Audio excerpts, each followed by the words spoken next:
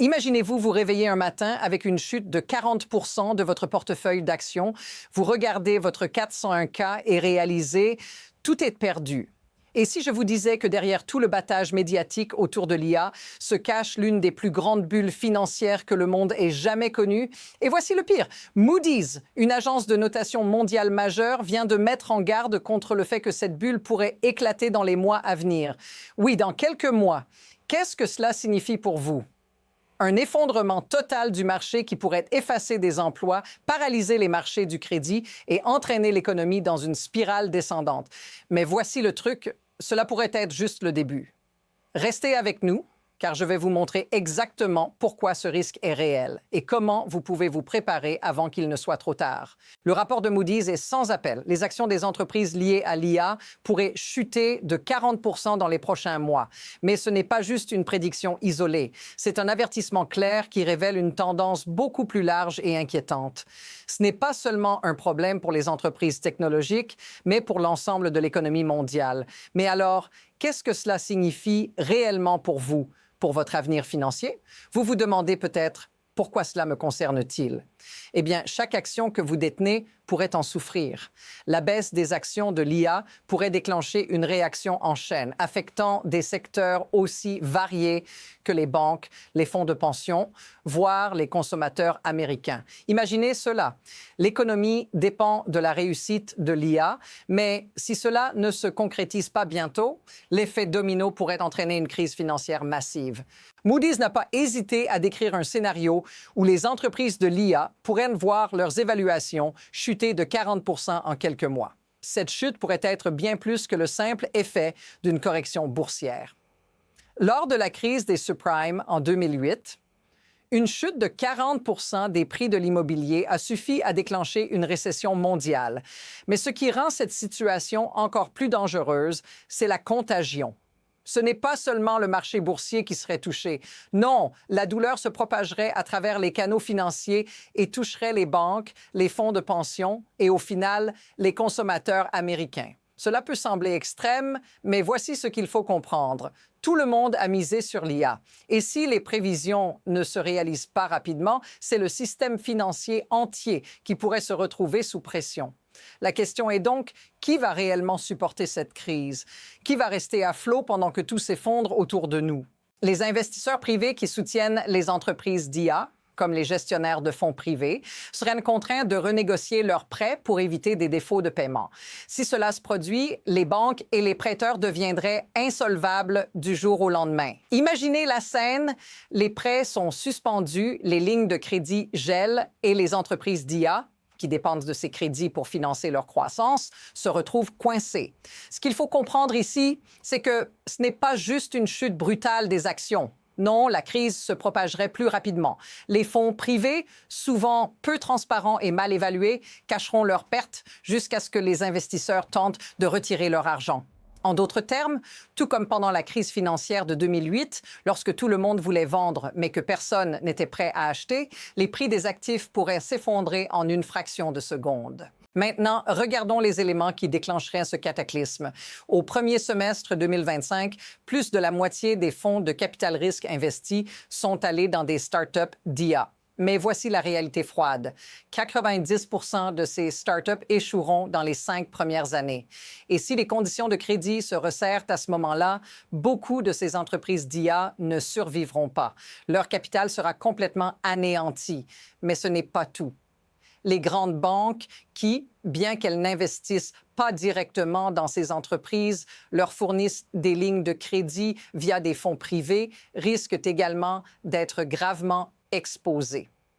Ces banques sont à l'abri de la faillite tant que tout se passe bien. Mais si ces entreprises échouent et que les investisseurs retirent leur argent, les banques se retrouveront dans une situation où elles n'ont d'autre choix que de couper l'accès au crédit. Et là, tout s'effondre. Tout La question est, qui survivra lorsque tout cela se déclenche? Ce qui est encore plus préoccupant, c'est que nous commençons déjà à voir des signes que ce scénario se dessine. Moody's prédit que les conditions de crédit vont se durcir et que les doutes sur la rentabilité des géants de l'IA comme OpenAI et Anthropic vont commencer à émerger. Si une mauvaise performance financière se produit dans les résultats du 4e trimestre, cela pourrait déclencher une réaction en chaîne. Ces entreprises d'IA déjà en difficulté verront leurs évaluations baisser et tous les investisseurs commenceront à vendre en masse. Ce n'est pas une question de si, mais de quand cela se produira. Mais la vérité, c'est que nous voyons déjà des signes qui prouvent que la pression est en train de monter.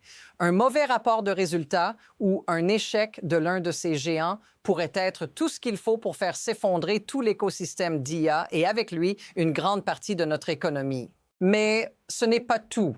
Lorsque cette crise éclatera, elle ne s'arrêtera pas aux entreprises d'IA. Ce sont les fonds privés, les crédits et finalement les institutions financières qui seront les premières à en souffrir. Nous verrons probablement des retraits massifs des fonds privés ouverts avec des restrictions de retrait qui mettront ces fonds en suspens. Imaginez cela, vous essayez de retirer votre argent, mais il est coincé et quand vous pouvez enfin y accéder, la valeur des actifs a chuté de façon vertigineuse.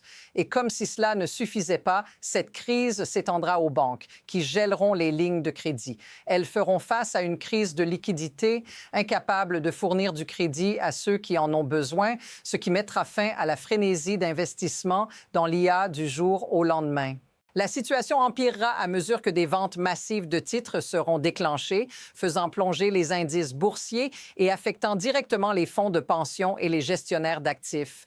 Et tout cela pourrait se produire dans les mois à venir. Et si vous pensez que cela ne vous concerne pas, détrompez-vous. Lorsque la crise se profile, les effets se feront sentir dans la vie quotidienne des gens comme vous et moi. Les entreprises technologiques, forcées de réduire leurs coûts pour survivre, commenceront à licencier massivement. Les travailleurs du secteur technologique, ainsi que ceux qui dépendent des nouvelles innovations dans l'IA pour leurs emplois, seront les premières victimes. Si vous êtes dans le secteur des technologies, vous pourriez perdre votre emploi du jour au lendemain. Et pour ceux qui ne sont pas directement concernés par la technologie, attendez-vous à ce que l'effet domino frappe également. Moins de crédits disponibles signifie que les petites et moyennes entreprises seront contraintes de licencier car elles n'auront plus la capacité d'embaucher ou d'investir. Les consommateurs, eux aussi, réduiront leurs dépenses, non seulement en raison des licenciements, mais aussi à cause de la baisse de leur patrimoine et de la perte de pouvoir d'achat.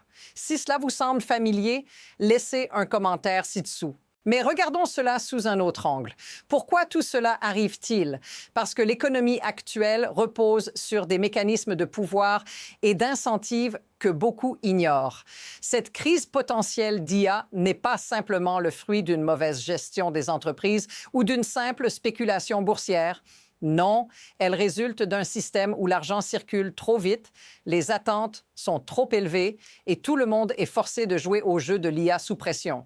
Les banques, les fonds de pension, les entreprises, ils investissent massivement parce qu'ils ont été convaincus que l'IA est la solution à tout. Mais cette frénésie a un prix. Les systèmes de crédit et de financement sont devenus trop fragiles. Le système lui-même pousse les acteurs à prendre des risques plus importants. Ce n'est pas un hasard si la contagion se répand si rapidement. Quand tout le monde achète dans un seul domaine, un simple renversement peut entraîner tout le système avec lui. Alors, que se passera-t-il dans un avenir proche? Deux chemins se dessinent. D'un côté, vous avez la possibilité que tout continue à s'effondrer lentement avec une pression croissante sur les marchés, les entreprises et les banques. Une série de mauvaises nouvelles pourrait déclencher une réaction en chaîne qui plongera l'économie mondiale dans une récession encore plus profonde. D'un autre côté, il est aussi possible que dans un dernier effort pour contenir la situation, les grandes institutions financières et les gouvernements interviennent pour stabiliser le marché.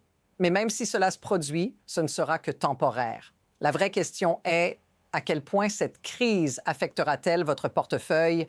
Vous avez une décision à prendre. La fenêtre pour vous préparer à ce qui pourrait être l'une des plus grandes corrections financières de cette décennie se referme de plus en plus.